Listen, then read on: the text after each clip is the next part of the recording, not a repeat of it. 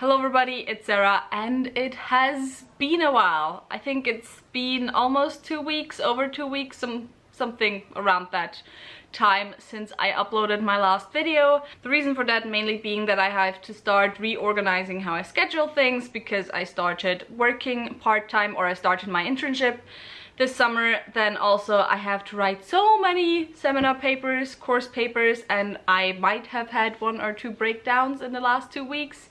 And so I just did not have the spoons to sit down and film videos. So it's now the end of July, and also the sun just vanished. And even though my July TBR was only like 3 videos ago, we're now going to talk about my August TBR, which, to be honest, is mainly going to be my July TBR because, as you'll see in my wrap-up, which will be my next video after this, obviously, I hardly read anything or any of the books off of my TBR for July.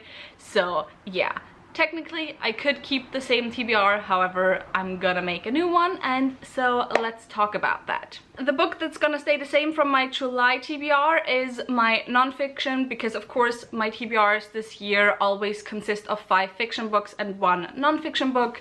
The nonfiction is going to stay the same. I still have not finished Orientalism by Edward Said. I am still only through the preface and the introduction. Maybe I haven't even read the introduction yet, but you know, I have read the preface, and yeah, so I need to get to this. I need to finally get into it, but I'm just having a really hard time concentrating on nonfiction right now.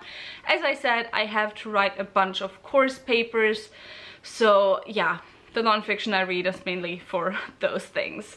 But still really excited to get into it. Once again, repeating what this is about.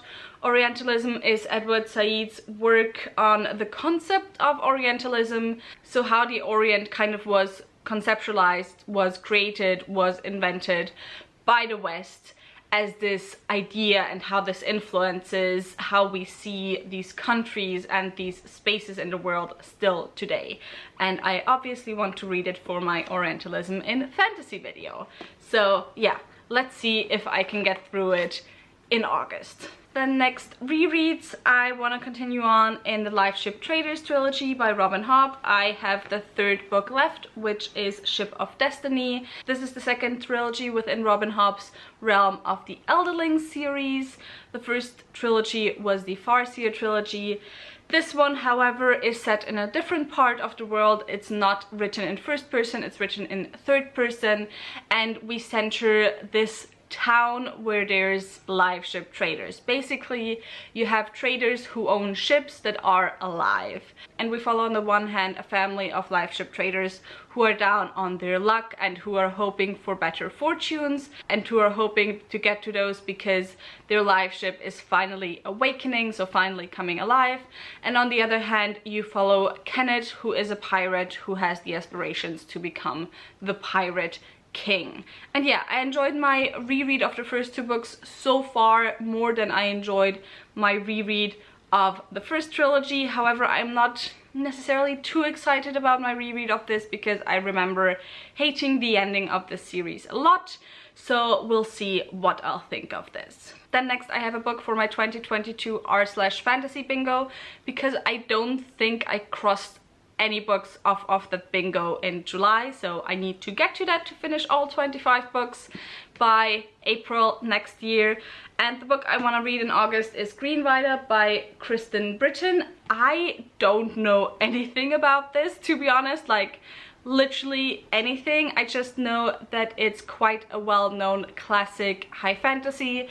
It's written by a woman. It's one of the few classic high fantasies out there, you know, that are more well-known. Not one of the few classic high fantasies out there written by a woman, but one of the few that are actually more well-known, or that I see discourse around. And also this was recommended to me at the beginning of the year, or end of last year, for this whole 12 books by 12 friends thing that went around Instagram and Twitter.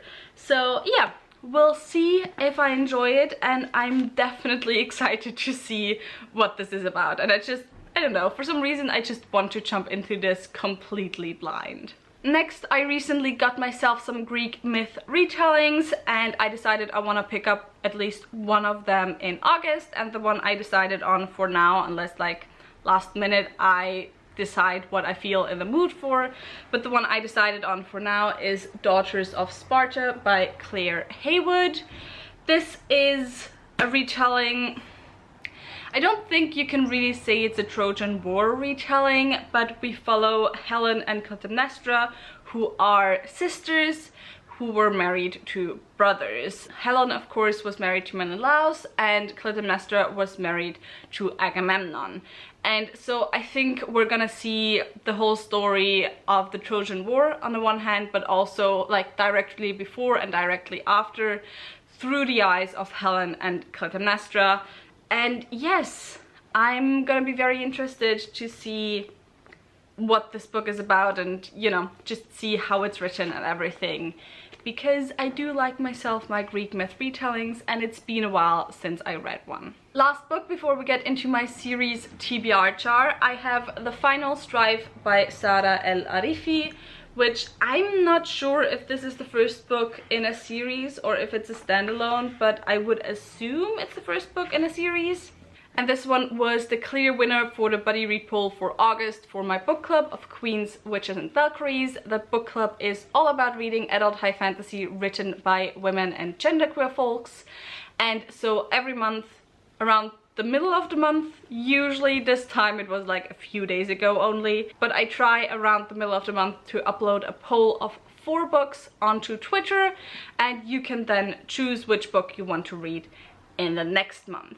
And so for August, The Final Strife won. So this is another book that I don't know that much about. However, I do know that this is an African Arabian inspired adult high fantasy, and there's loads of different representation in this. If I remember correctly, there's lots of queer representation, there's trans rep, there's disability rep possibly, there's rep for addiction and, you know, different mental health disorders and mental health issues, neurodivergency. So yeah, I'm gonna be very interested to see what this book has in store for us, and very excited. This is one of my most anticipated releases for 2022. And then last but not least, we have my series TBR jar. In this TBR jar, I have all the series that are currently unfinished on my shelves that I still intend to finish, and every month I pull one series from this jar in which I then read the next book, or I sometimes finish the series. So let us see what I pull from the jar this month. Here I have the little note, and I have once again the Anita Blake series by Laurel K. Hamilton. I swear this wasn't on purpose.